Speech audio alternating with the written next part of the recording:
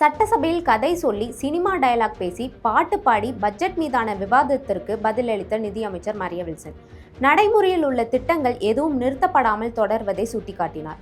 தேர்தல் வாக்குறுதி பற்றி விளக்கமளித்த அவர், திமுக ஆட்சியில் 28 மாதங்களுக்கு பிறகே மகளிர் உரிமை திட்டம் கொண்டு வரப்பட்டதை நினைவுபடுத்தினார். எங்களுக்கு இதுதான் முதல் முறை, திருத்திக் கொள்வோம், கற்றுக்கொள்வோம், வலுவாக மீண்டும் வருவோம் என அமைச்சர் மரிய வில்சன் தெரிவித்தார்.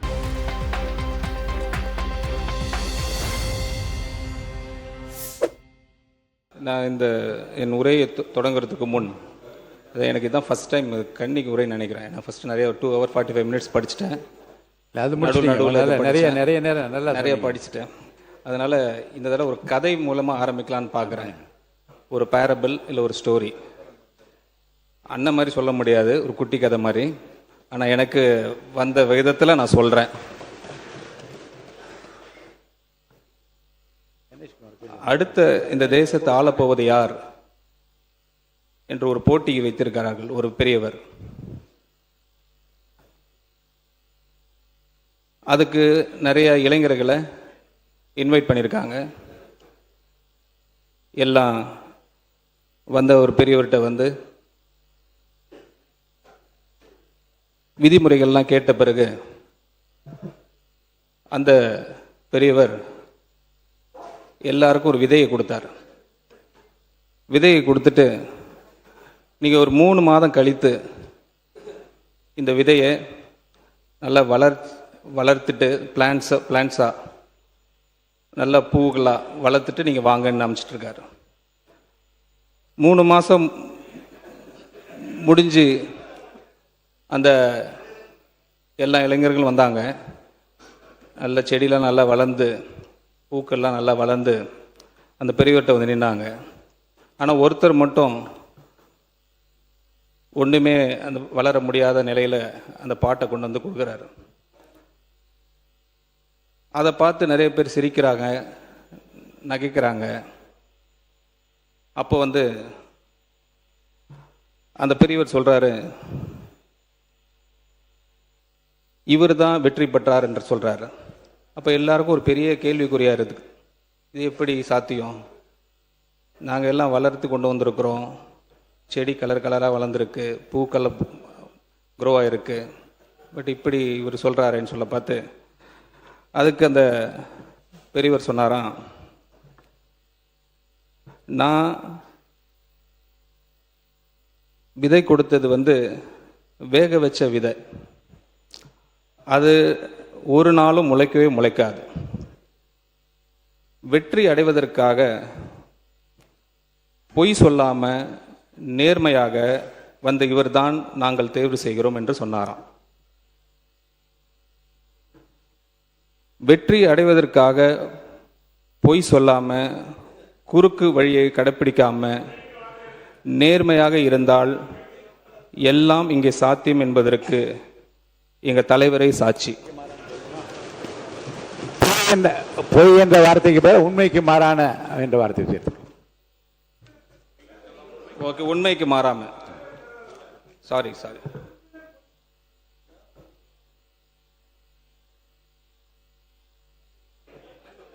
மைக் கொடுங்க. மாண்புமிகு உறுப்பினர்.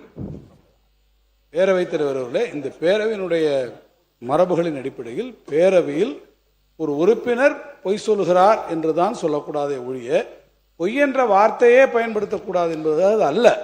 அப்படி என்றால் இங்கே இருக்கக்கூடிய தெய்வப்புலவர் திருவள்ளுவர் சொல்லியிருக்கிறதை போல பொய்மையும் வாய்மை எடுத்த புரைதீர்ந்த நன்மை பயக்குமெனின்னு ஒரு குரலை நான் சொல்றேன்னா இதுல பொய் என்ற வார்த்தையை ஒன்று எடுங்கன்னு சொல்ல முடியுமா? இல்லை. அவை விதியின்படி ஒரு உறுப்பினர் பொய் சொல்கிறார் என்றுதான் சொல்லக்கூடாதே தவிர பொய் என்ற வார்த்தையே பயன்படுத்தக்கூடாது என்றது கிடையாது. அதனால அமைச்சர் அவர்கள் சொல்வதிலே அதில் நீக்குவதற்காக எதுவும் இருப்பதாக நான் கருதவில்லை. மாண்புமிகு முன்னாள் முதலமைச்சர் எடப்பாடி பழனிசாமி. மாண்புமிகு பேரவைத் தலைவர்களே, கடந்த காலத்தில் எடுத்து பார்த்தீங்கன்னா பொய் என்ற சொல் அவையில் இருக்கக்கூடாது என்பதற்காகத்தான் உண்மைக்கு மாறாக என்ற சொல்ல பயன்படுத்தணும். நாங்கள் எதிர்கட்சியா இருக்கும்போது அப்படித்தான் இருந்தாங்க, பொய் என்ற வார்த்தையெல்லாம் நீக்கினாங்க. அதனால ஏற்கனவே இருக்கின்ற மரபை தொடர்ந்து கடைபிடிக்கலாம். வெள்ளை அறிக்கை வெளியிடும் போது இந்த நிதிநிலை எப்படி இருக்கு ஓப்பனாக சொன்னோம். அதை ஏற்றுக்கிட்டு இப்போ வரைக்கும் மக்கள் எங்களுக்கு கொண்டாடுறாங்க. அதுதான் எங்களுடைய நேர்மை சான்று. அன்னைக்கும் நாங்கள் பொய் சொல்லலை, பொய் சொல்லக்கூடாதுன்னு சொல்கிறாங்க இல்லையா, அது சொல்லக்கூடாது. உண்மைக்கு மாறாமல் சொல்லலை. இன்றைக்கி நாங்கள் அதை சொல்லலை, என்றைக்கும் நாங்கள் அதை சொல்ல மாட்டோம். எங்கள் தலைவர் எங்களுக்கு சொல்லிக் கொடுத்த பாடம் இது.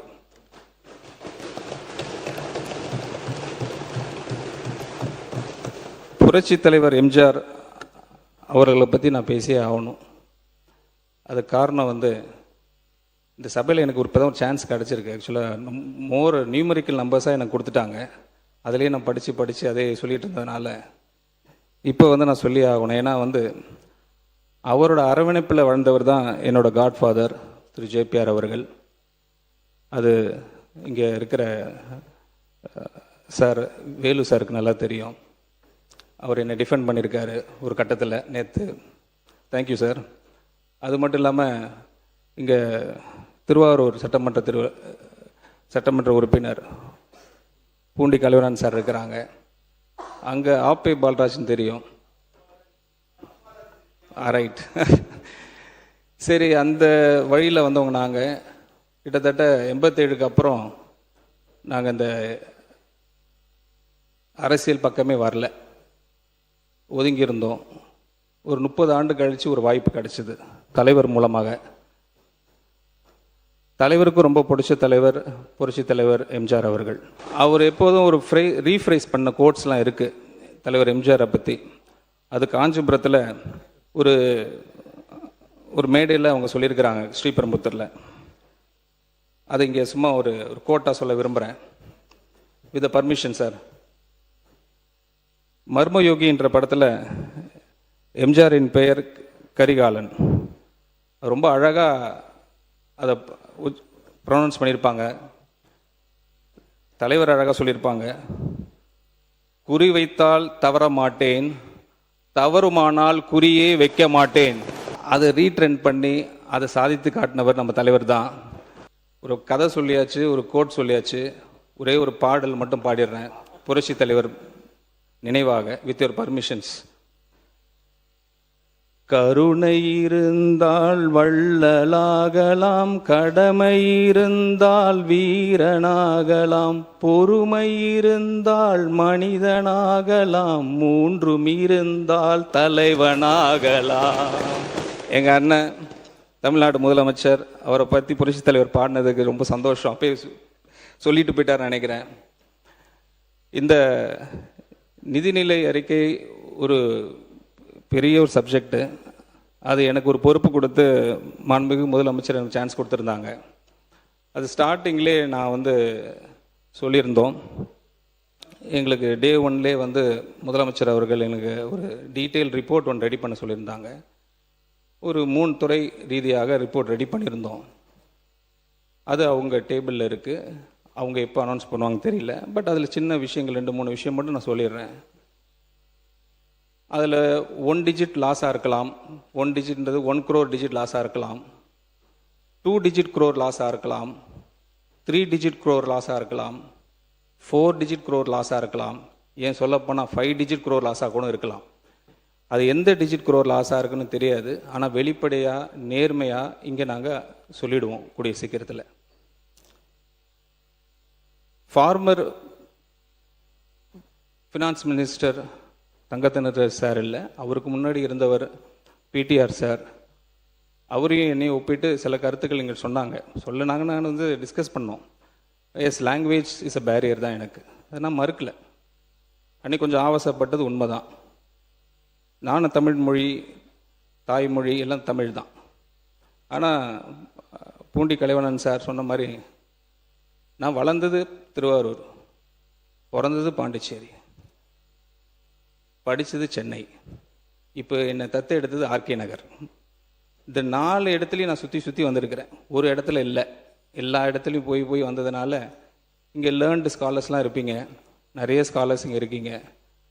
இங்கே 234 ரெப்ரசன்டேட்டிவ் இருக்கீங்க. இன்னைக்கு கடந்த ஒரு 4 நாளாக எனக்கு சச்ச ஹானர். எனக்கு இது கொடுத்த எங்கள் தலைவருக்கு மிகப்பெரிய நன்றி சொல்லி ஆகணும். ஏன்னா ஒரே இடத்துல இவ்வளோ பேர், இவ்வளோ டிஸ்கஷன்ஸ். மேடம் அன்புமணி உங்க அழகாக சொல்லிட்டு இருந்தாங்க, நிறைய பாயிண்ட்ஸ் அதெல்லாம் நோட் பண்ணிட்டு இருந்தேன். தோழர்கள் சொன்னாங்க, என்னோட குட் ஃப்ரெண்ட் வன்னியரசு சார் சொல்லிட்டு இருந்தாங்க, காங்கிரஸ் சட்டமன்ற உறுப்பினர் அமைச்சர்கள் சொல்லிட்டு இருந்தாங்க, சீனியர் மோஸ்ட் கவுன்சில் சொல்லிட்டு இருந்தீங்க. எல்லாம் எங்களுக்கு இன்ஃபர்மேஷன் தான், நாலேஜ் தான், நான் மறுக்கல. ஜஸ்ட் இஸ் ஃபஸ்ட் டைம் எங்களுக்கு, இது வெரி ஃபஸ்ட் டைம். இந்த ஃபஸ்ட் டைமில் நாங்கள் திருத்திப்போம், சில விஷயங்கள் நாங்கள் கற்றுப்போம் உங்கள்கிட்டேருந்து. We will come back strong. வரப்போகிற நாட்களில் வெரி ஸ்ட்ராங்காக நாங்கள் கம்பேக் பண்ணுவோம், அதில் மாற்று கருத்தே இல்லை. இப்பேரவையில் எழுப்பப்பட்ட கேள்வி, மாநிலத்தின் சொந்த வரி வருவாய் SOTR 2,29,579 கோடி ரூபாயிலிருந்து 2,26,870 கோடி ரூபாயாக ஏன் குறைக்கப்பட்டது என்பதாகும். வரி வருவாயில் சரிவு ஏற்பட்டிருந்தும் செலவினம் எவ்வாறு அதிகரித்து உள்ளது? மாண்புமிகு பேரவைத் தலைவர் அவர்களே, ஜூன் மாதத்தில் நாங்கள் வெளியிட்ட வெள்ளை அறிக்கையின் மீது இந்த மாண்புமிகு பேரவையின் கவனத்தை ஈர்க்க விரும்புகிறேன். கடந்த 2 நிதியாண்டுகளில் 2024-25 மற்றும் 2025 மற்றும் 2026 மாநிலத்தின் சொந்த வரி வருவாய் வளர்ச்சி 8% குறைவாக இருந்தது என்பது நாங்கள் தெளிவாக குறிப்பிட்டிருந்தோம். அதே சமயம் முந்தைய அரசு இடைக்கால வரவு செலவு திட்ட மதிப்பீடுகளில் 19% வளர்ச்சி விகிதத்தை கருதியிருந்தது. இந்த வளர்ச்சி விகிதம் அடைய முடியாது என்றும், வழக்கமான வணிக சூழலில் பிஸ்னஸ் ஆஸ் யூஷுவல் 12% மீதான மாடரேட் வளர்ச்சி மட்டும் சாத்தியம் என்றும் நாங்கள் ஏற்கனவே வெள்ளை அறிக்கையில் குறிப்பிட்டிருந்தோம். இந்த 12% வளர்ச்சியை கருத்தில் கொண்டால் மாநில சொந்த வரி வருவாய் 2.15 லட்சம் கோடி ரூபாய் இருக்கும். இதற்கு மேல் அரசு கொண்டு வந்த பல்வேறு வரி வருவாய் பெருக்கும் நடவடிக்கைகளால் ரெவென்யூ ஆகுமெண்டேஷன் மெஷர்ஸ் வரி மற்றும் வரி அல்லாத வருவாயில் அரசிற்கு மொத்தமாக 15,000 கோடி ரூபாய் வருவாய் கிடைக்கும். மாண்புமிகு பேரவைத் தலைவர் அவர்களே, இப்பேரவையில் எழுப்பப்பட்ட கேள்வி என்னவெனில், இந்த அரசு செலவினத்தை குறைப்பதாக கூறிக்கொண்டு 12,000 ரூபாய் அளவுக்கு செலவினம் 18,000 கோடி ரூபாய் அளவிற்கு மானியங்கள் மற்றும் நிதி மாற்றங்களை தலைப்பில் செலவினம் அதிகரித்து உள்ளது ஏன்? நமது அரசு ஒன்றிய அரசின் BB கிராம்ஜி திட்டத்தை செயல்படுத்துவதற்காக 12,643 கோடி ரூபாய் நிதி ஒதுக்கீடு செய்துள்ளது. மேலும் தமிழ்நாடு PDCL லாஸ் ஃபண்டிங்க்கு 5,000 கோடி ரூபாய், ஃபார்ம் லோன் வேவஸுக்கு 5,932 கோடி ரூபாய், 200 யூனிட்டுக்கு நோ காஸ்ட் எலக்ட்ரிசிட்டிக்கு 1,545 கோடி ரூபாய் என மொத்தமாக மானியங்கள் மற்றும் நிதி மாற்றங்கள் தலைப்பின் கீழ் 18,000 கோடி ரூபாய் கூடுதல் ஒதுக்கீடு அளித்துள்ளது.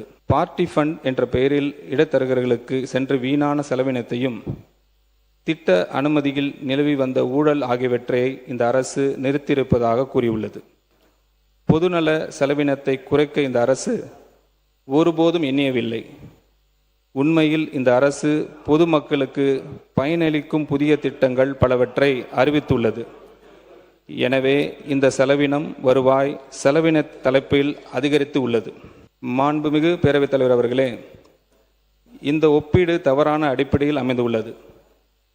இடைக்கால நிதிநிலை அறிக்கை என்பது பதவி விலகியிருந்த அரசு தயாரித்த மதிப்பீடை அன்றி செலவிடப்பட்ட தொகை அல்ல. சரியான ஒப்பீடு என்பது கடந்த ஆண்டின் செலவினமே. சென்ற நிதியாண்டில் 2025-26 பள்ளி கல்வித்துறையின் உண்மையான செலவினம் 42,351 கோடி ரூபாய். ஆனால் இடைக்கால மதிப்பீடு 2026-27 48,531 கோடி ரூபாய். அதாவது உண்மை செலவை விட சுமார் 6,180 கோடி ரூபாய் மிகையானது. திருத்தப்பட்ட ஒதுக்கீடு 44,527 கோடி ரூபாய். உண்மை செலவு ஆக்சுவல்ஸ் ஆஃப் 25-26 விட 2,176 கோடி ரூபாய் அதிகம். எனவே இந்த ஒதுக்கீடு நிகழ்கால தேவைகளின் அடிப்படையிலும் கடந்த கால செலவு முறைகளின்படி அமைந்துள்ளது. மேலும் சென்ற நிதியாண்டில் 2025-26 உயர்கல்வித்துறையின் உண்மையான செலவினம் 7,454 கோடி ரூபாய். இடைக்கால மதிப்பீடு 2026-27 8,504 கோடி ரூபாய். அதாவது உண்மை செலவை விட சுமார் 1,050 கோடி ரூபாய் மிகையானது. திருத்தப்பட்ட ஒதுக்கீடு 2026-27 8,374 கோடி ரூபாய். உண்மை செலவை ஆக்சுவல்ஸ் ஆஃப் 25-26 விட 920 கோடி ரூபாய் அதிகம். எனவே இது ஒதுக்கீடு குறைப்பு அல்ல, ஊதியம் உள்ளிட்ட உறுதியளிக்கப்பட்ட செலவினங்களுக்கான மிகைப்படுத்தப்பட்ட மதிப்பீட்டு சரி செய்யும் திருத்தம் ஆகும். இதை கணக்கிட்டு நேர்மையான அடையாளமே தவிர கல்விக்கான முன்னுரிமை குறைப்பு அல்ல. எந்த பள்ளி கல்வி திட்டமோ அல்லது உயர்கல்வித்துறையின் திட்டமோ நமது அரசால் நிறுத்தப்படவில்லை.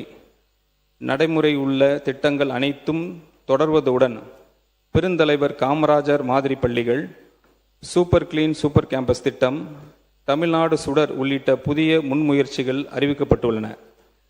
மாண்புமிகு பேரவைத் தலைவர் அவர்களே, இடைக்கால நிதிநிலை அறிக்கைக்கு திருத்த நிதிநிலை அறிக்கைக்கும் இடையே ஒதுக்கீடுகளை திருத்துவது தமிழ்நாட்டில் புதிதல்ல.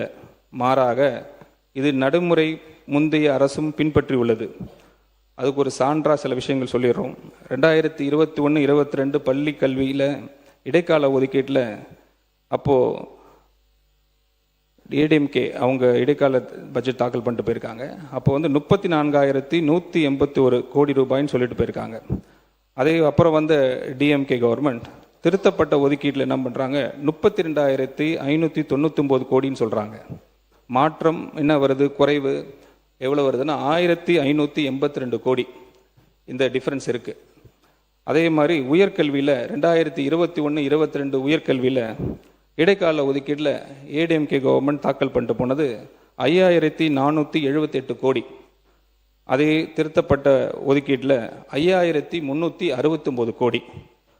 எவ்வளோ டிஃப்ரென்ஸ் வருதுன்னா திருத்தப்பட்ட ஒதுக்கீட்டில் 109 கோடி. அதாவது 2021 ஆண்டு பதவியேற்ற அரசு தனது முதல் திருத்தப்பட்ட நிதிநிலை அறிக்கையில் 2021-22 பள்ளி கல்விக்கான ஒதுக்கீட்டை 1,582 கோடி ரூபாய் அளவுக்கும் உயர்கல்விக்கான ஒதுக்கீட்டை 180 கோடி ரூபாய் அளவுக்கும் குறைத்தது. அப்போது அது யதார்த்தமான மதிப்பீடு என்று விளக்கப்பட்டது. அது கொள்கை அடிப்படை இப்போது பயன்படுத்தப்பட்டுள்ளது. அதே கொள்கை அடிப்படையை இப்போதும் பயன்படுத்தப்பட்டுள்ளது. ஆனால் இம்முறை குறைப்பு உண்மை செலவினத்தை மேலே நிற்கிறது என்பது கூடுதல் சிறப்பு அம்சம். மாண்புமிகு பேரவைத் தலைவர் அவர்களே, இப்பேரவையில் எழுப்பப்பட்ட கேள்வி இந்த அரசு வரவு செலவு திட்டத்தில் தான் அளித்த பல்வேறு வாக்குறுதிகளை நிறைவேற்றப்படவில்லை என்பதாகும். மாண்புமிகு பேரவைத் தலைவர் அவர்களே, இந்த அரசு அளித்த அனைத்து வாக்குறுதிகளையும் நிறைவேற்றும் என்ற நம்பிக்கை இந்த சபைக்கும் பொதுமக்களுக்கும் நான் மீண்டும் அளிக்க விரும்புகிறேன். பெருந்தலைவர் காமராஜர் காலை உணவு திட்டம், 200 யூனிட் இலவச மின்சாரம், தாய் மாமன் தங்க மோதிரம் திட்டம், அண்ணன் சீர் திட்டம் மற்றும் பிற முன்முயற்சிகளை நாங்கள் ஏற்கனவே நடைமுறைப்படுத்தி உள்ளோம். நமது அரசு எப்படிப்பட்ட ஒரு நிதி சிக்கலில் ஆட்சி பொறுப்பை ஏற்றுள்ளது என்பது அனைவருக்கும் தெரியும். வருவாய் திரட்டல் மற்றும் செலவினை மேலாண்மை தொடர்பாக உயர்மட்ட குழுக்களை அமைப்பதற்காக அரசு அறிவித்துள்ளது. இந்த முயற்சிகள் மிக விரைவில் பலனளித்து அரசுக்கு தேவையான நிதி ஆதாரங்களை வழங்கும். இந்த நிதி ஆதாரங்கள் கிடைக்கப் பெற்றவுடன் அனைத்து வாக்குறுதிகளும் நிறைவேற்றப்படும். கடந்த கால ஆட்சியில் அறிவிக்கப்பட்ட ஒரு திட்டத்தை அதனை செயல்படுத்திய விவரத்தையும் நான் இங்கு நினைவுபடுத்த விரும்புகிறேன். மகளிர் உரிமை தொகை வாக்குறுதி அளிக்கப்பட்டது 2021 ஆண்டு சட்டப்பேரவை தேர்தல் அறிக்கையில். அரசு பதவியேற்றது மே 2021. முதல் நிதிநிலை அறிக்கை அவங்க சப்மிட் பண்ணது ஆகஸ்ட் 2021. திட்டத்துக்கு ஒதுக்கீடு எதுவும் செய்யலை. திட்டம் தொடங்கப்பட்டது 15/9/2023. அதாவது சுமார் 28 மாதங்கள் கழித்தே அந்த திட்டத்தை அறிமுகப்படுத்துகிறாங்க. அளிக்கப்பட்ட விளக்கம் அப்போதைய முதலமைச்சர் அவர்கள் பொதுவெளியில் தெரிவித்தது ஆட்சிக்கு வந்தவுடனே இத்திட்டத்தை செயல்படுத்தியிருப்போம். ஆனால் அப்போது மாநிலத்தின் நிதிநிலை நன்றாக இல்லை என்றார். மாண்புமிகு பேரவைத் தலைவர் அவர்களே, இப்பேரவையில் எழுப்பப்பட்ட கேள்வி திட்டங்களின் அடிப்படை தன்மையில் எந்த மாற்றமும் இல்லாமல் அவற்றின் பெயர்கள் மட்டும் மாற்றப்பட்டுள்ளன என்பதாகும். இந்த அரசு முந்தைய அரசுகளின் எந்த திட்டத்தையும் வெறுமன நகல் எடுக்கவில்லை. மாறாக திட்டங்களையும் அவற்றின் பலன்களையும் மேம்படுத்த திடமான முயற்சிகளை மேற்கொண்டுள்ளது. உதாரணமாக, வெற்றி வீடு திட்டத்தின் கீழ் முந்தைய அரசு வழங்கிய 3.1 லட்சம் ரூபாயிலிருந்து வீடு ஒன்றுக்கான அலகு தொகை 5 லட்சம் ரூபாயாக உயர்த்தப்பட்டுள்ளது. ஒவ்வொரு திட்டமும் அதிக மக்களை சென்றடையும் வகையில் மேம்படுத்தப்படும். மாண்புமிகு பேரவைத் தலைவர் அவர்களே, இப்பேரவையில் எழுப்பப்பட்ட கேள்வி மூலதன செலவினம் தொடர்பானது. ஐபியில் ஏற்கனவே வழங்கப்பட்டதை விட மூலதன செலவினத்திற்கான ஒதுக்கீடு ஏன் குறைவாக இருந்தது? முந்தைய அரசு மூலதன செலவினத்தின் நியூமெரிக்கல் வேல்யூஸ் மட்டுமே பார்த்தது. தளத்தில் ஆன் கிரவுண்ட் உருவாக்கப்பட்ட மூலதன செலவினத்தின் உண்மையை மதிப்பை ஆக்சுவல் வேல்யூஸ் அல்ல. தயாரிக்கப்பட்ட மதிப்பீடுகள் அதிகமாக மதிப்பிடப்பட்டன என்பதும், டெண்டர்களை உறுதி செய்வதில் ப்ரீ டிட்டர்மினேஷன் மற்றும் கேட்டலைசேஷன் இருந்தது என்பதும், லெட்டர் ஆஃப் அவார்ட் மதிப்பிடப்பட்ட தொகையை விட அதிகமாக இருந்ததும், premium over the estimates prepared and sanction என்பதும் இஸ் அன் ஓப்பன் சீக்ரெட். முந்தைய அரசு டெண்டர் வழங்குவதில் செய்த முறைகேடுகளை ஒவ்வொன்றாக நாங்கள் ஆராய தொடங்கியுள்ளோம். இருக்கு சார், ஆதாரம் இருக்கு, சொல்லிடுறோம்.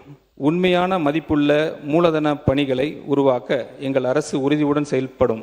மேலும் ரிவைஸ் பட்ஜெட் எஸ்டிமேட் 2026-27 மூலதன செலவினத்தின் கேப்ஸ் வளர்ச்சி கேபிட்டல் எக்ஸ்பெண்டிச்சர் முந்தைய நிதி ஆண்டின் உண்மையான வளர்ச்சி விகிதத்தை விட அதிகமாக உள்ளது. அதுக்கு ஒரு எக்ஸாம்பிள் சொல்லிடுறேன். 2024-25 செலவினம் 47,101 கோடி. 2025-26 துணை நடப்பு கணக்கில் 51,225 சொல்லியிருக்கிறாங்க. அதோட வளர்ச்சி வீதம் பார்த்தீங்கன்னா 8.74%.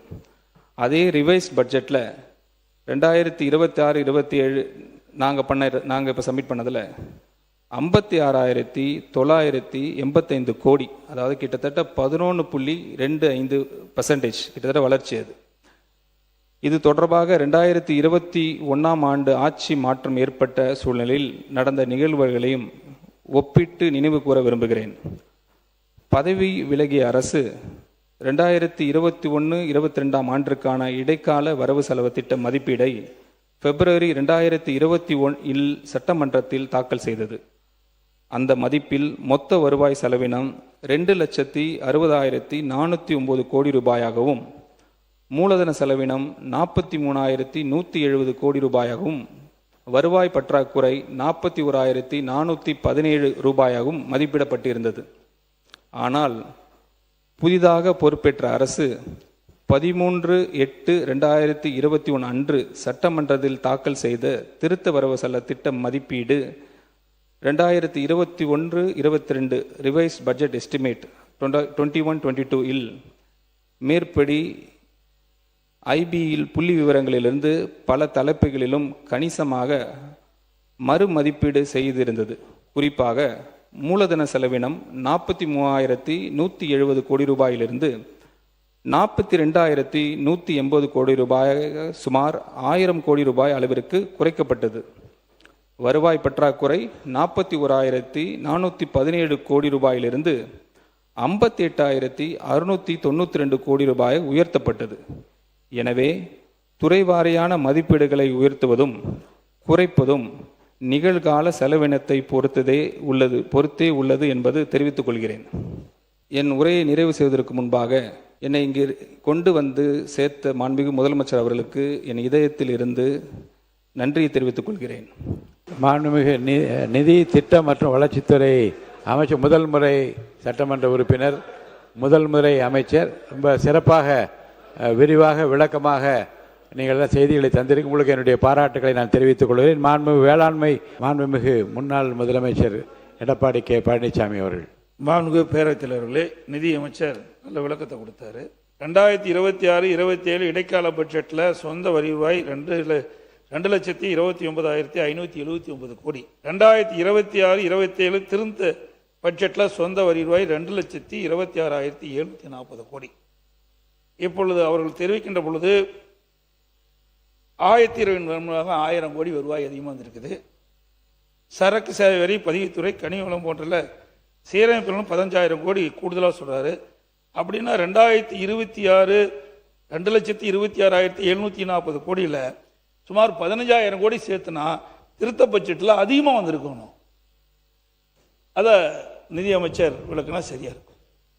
மாண்புமிகு பேரவைத் தலைவர் அவர்களே, சப்ளிமெண்ட்ரி அக்கௌண்ட் எடுத்து பாருங்க. 2025-26 ஆக்சுவல்ஸில் எஸ்ஓடிஆர் மட்டும் நான் சொல்கிறேன். 1,92,493. ஆனால் அவங்க இன்ட்ரீம் பட்ஜெட்டில் 2026-27 டிஎம்கே கவர்மெண்ட் தாக்கல் பண்ணிட்டு போனது 2,29,579.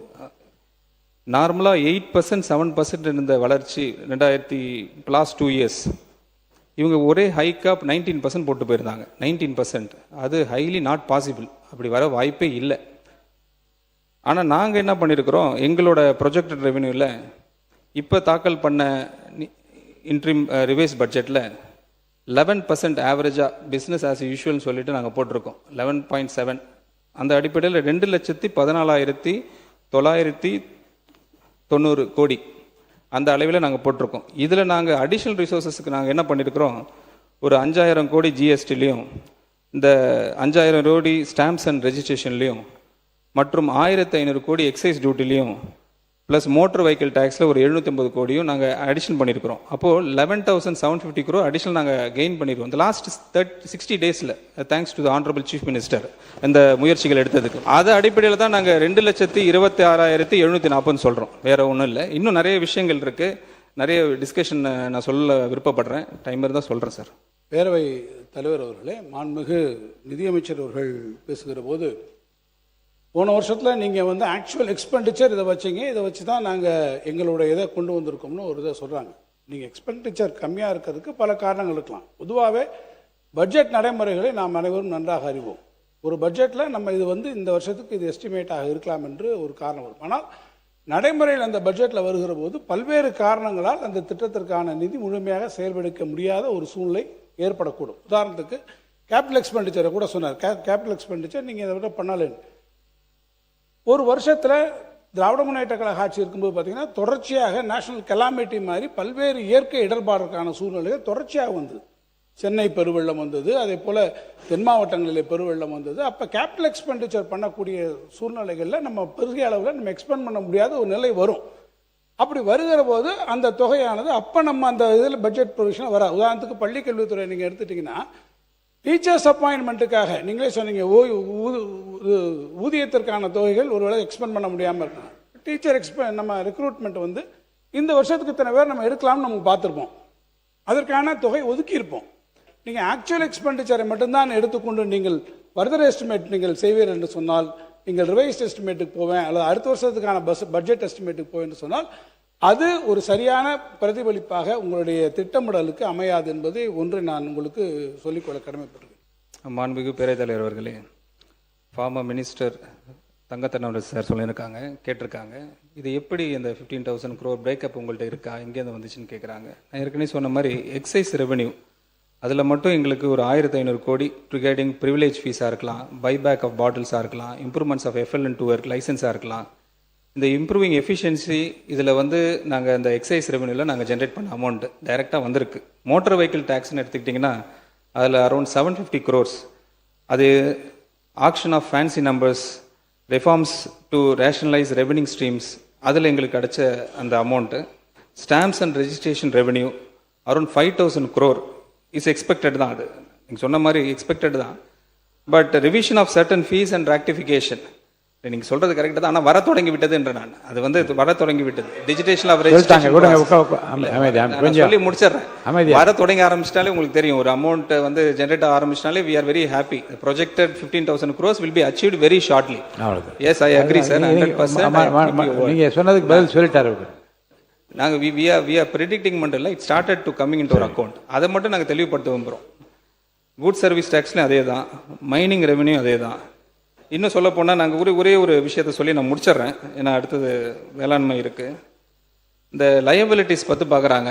கடன் எப்படி நம்ம குறைக்க முடியும், எப்படி இது வாங்க முடியும், அடுத்த கட்டத்துக்கு நம்ம எப்படி செயல்படுத்த முடியும், தமிழ்நாடு எப்படி அடுத்த கடன் வாங்குமான். முதலமைச்சர் அதில் ஸ்ட்ராங்காக இருக்காங்க. அதிக கடன் வாங்கக்கூடாதுன்ற ஸ்ட்ராங்காக இருக்காங்க. எவ்வளோ தூரம் நம்ம கண்ட்ரோல் பண்ண முடியுமோ, எவ்வளோ தூரம் ரெவென்யூ பூஸ்ட் பண்ண முடியுமோ அதை எங்களுக்கு ஐடியாஸ் கொடுத்துக்கிட்டு தான் இருக்கிறாங்க. அதுக்கு தான் அந்த ரெவென்யூ ஆகுமெண்டேஷன் கமிட்டின்றது நிறைய விஷயங்கள் நாங்கள் முன்னெடுத்துருக்குறோம். அதில் ஒன்று சொல்லி நான் முடிச்சிடுறேன். அதாவது 2025-26 கிட்டத்தட்ட 9,99,832 கோடி. அந்த காலகட்டத்தில் அந்த ரெவென்யூ ரெசிப்ட் வந்து கால்குலேட் பண்ணி பார்ப்போம், எவ்வளோ வருதுன்னு பார்ப்போமே. 2,91,011,114 crores அது. அதை நாங்கள் டிவைட் பண்ணி பார்த்தீங்கனாலே போதும், அந்த 25-26 ஆக்சுவல் அக்கௌண்ட்டில் ரெவென்யூ ரெசிப்டில் அது கிட்டத்தட்ட 3.43 times ஆஃப் த லயபிலிட்டிஸ். ஆனால் இந்த 26-27 பார்த்தீங்கன்னா 10,98,768. அதோட ரெவென்யூ ரெசிப்ட் பார்த்தீங்கன்னா 3,50,627. அதை டிவைட் பண்ணி பார்த்தீங்கன்னா 3.14 தான். அப்போது 3.14, 3.43. So we are in the confident state. Next ஸ்டேஜுக்கு நாங்கள் போகக்கூடிய நம்பிக்கை எங்களுக்கு வந்துடுச்சு. அதை தான் நான் சொல்கிறேன், ப்ராக்ரஸ் ஆகிட்டு இருக்கு because of the effort of the government. அதேமாதிரி டெப்ட் டு ஜிஎஸ்டிபியும் அதே தான் டெப்ட் டு ஜிஎஸ்டிபியும். அதில் பார்த்தீங்கன்னா 28% காட்டுது 2025-26. இப்போ பார்த்தீங்கன்னா 2026-27 27%. So every moment, every steps we are taking are towards progressive state of Tamil Nadu for $1.5 trillion. Thank you.